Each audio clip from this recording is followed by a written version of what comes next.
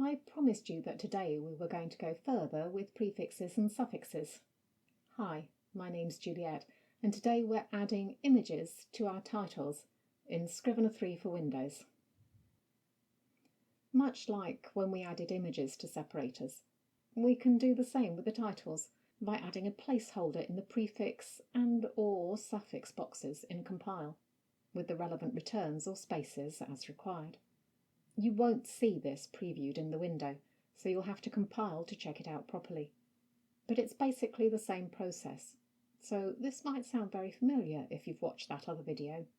And here's the basic code. The parts in caps are what you will need to change. Now, back to the image. You have two options. You can drag the image into your binder outside of the manuscript. Then you'll simply be able to use the name of the image in the code. If not, you'll have to copy the path of the image. Choose where you want to keep that image carefully. If you move it around on your computer, you'll screw things up and have to reset it in all the projects you've used it for, because the path will be different. To do that easily, copy and paste it from the document's properties. If you're saving this format into My Formats so it's available to all projects, you'll probably want to use the image path option, unless you're creating a whole custom template. Whichever option you choose, the path or the image name have to replace image_name in the code. Now for the width and height. You'll probably have to play around a little with this if your graphic isn't already sized perfectly. The sizes are in points.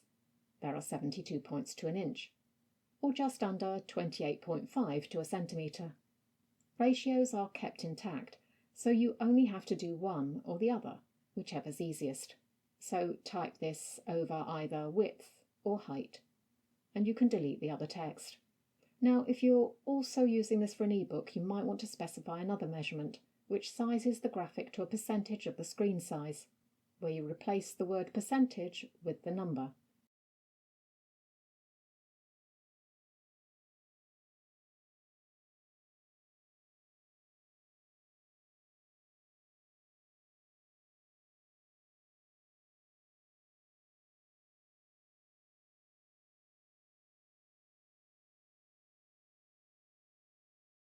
You'll probably have to play around with line spacing returns a fair bit before you're done.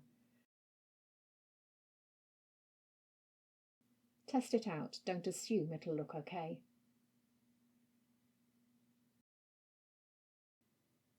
If you haven't seen the first video about prefixes and suffixes, that's this one here.